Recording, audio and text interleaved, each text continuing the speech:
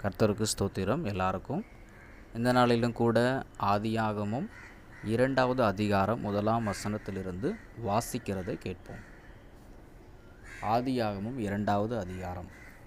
இவ்விதமாக வானமும் பூமியும் அவைகளின் சர்வ சேனையும் உண்டாக்கப்பட்டு தீர்ந்தன.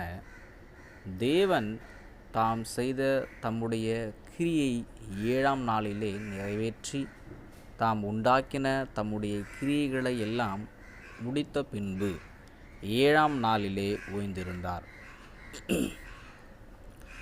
தேவன் தாம் சிருஷ்டித்து உண்டு பண்ணின தம்முடைய கிரியைகளை எல்லாம் முடித்த பின்பு அதிலே ஓய்ந்திருந்தபடியால் தேவன் 7ஆம் நாளை ஆசீர்வதித்து அதை பரிசுத்தமாக்கினார். தேவனாகிய கர்த்தர் பூமியையும் வானத்தையும் உண்டாக்கின நாளிலே வானமும் பூமியும் சிருஷ்டிக்கப்பட்ட வரலாறு இவைகளே.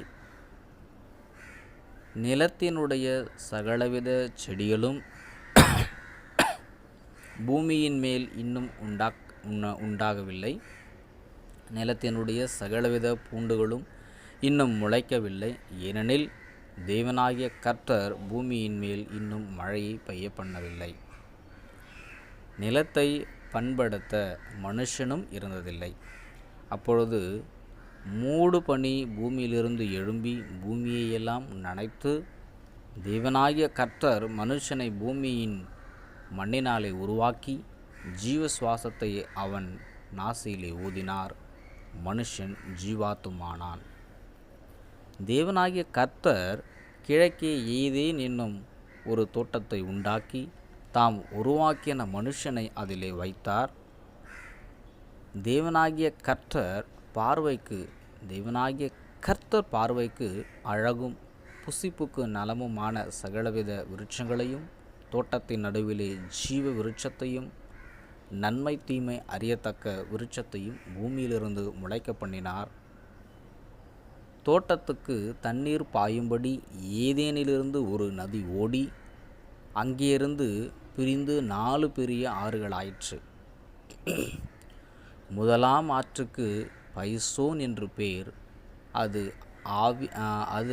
ஆவிலா தேசம் முழுவதையும் சுற்றி ஓடும். அவ்விடத்திலே பொன் விளையும்.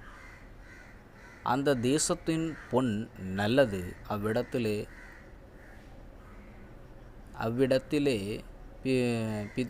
பித்தோலாகும். அந்த தேசத்தின் பொன் நல்லது. அவ்விடத்திலே பித்தோலாகும் கோமேதக கல்லும் உண்டு. பிதோலாகும் கோமேதக கல்லும் உண்டு.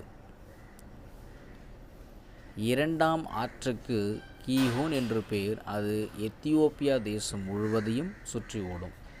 3ஆம் ஆற்றுக்கு இதகேல் என்று பெயர். அது அசிரியாவுக்கு கிழக்கே ஓடும். 4ஆம் ஆற்றுக்கு ஐப்ராத் என்னும் பெயர். தேவனாகிய கர்த்தர் மனுஷனை ஏதேன் தோட்டத்தில் அழைத்து கொண்டு வந்து அதை பண்படுத்தவும் காக்கவும் வைத்தார். தேவனாகிய கர்த்தர் மனுஷனை நோக்கி, நீ தோட்டத்தில் உள்ள சகல விருட்சத்தின் கனியையும் புசிக்கலாம். ஆனாலும் நன்மை தீமை அறியத்தக்க விருட்சத்தின் கனியை புசிக்க வேண்டாம். அதை நீ புசிக்கும் நாளில் சாகவே சாவா என்று கட்டளையிட்டார். பின்பு தேவனாகிய கர்த்தர் மனுஷன் தனிமையாய் இருப்பது நல்லதல்ல, ஏற்ற துணையை அவனுக்கு உண்டாக்குவேன் என்றார். தேவனாகிய கர்த்தர் வெளியின் சகலவித மிருகங்களையும் ஆகாயத்தின் சகலவித பறவைகளையும் மண்ணினாலே உருவாக்கி ஆதாம் அவைகளுக்கு என்ன பேரிடுவான் என்று பார்க்கும்படி அவைகளை அவனிடத்தில் கொண்டு வந்தார். அந்தந்த ஜீவ ஜந்துக்கு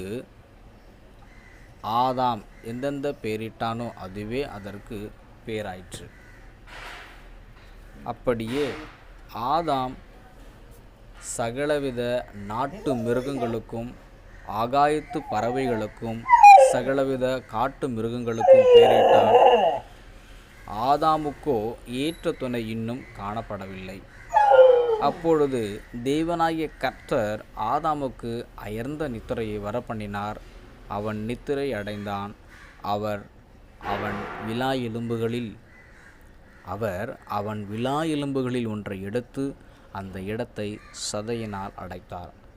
தேவனாகிய கர்த்தர் தாம் மனுஷனில் எடுத்த விலா எலும்பை மனுஷியாக உருவாக்கி அவளை மனுஷனிடத்தில் கொண்டு வந்தார்.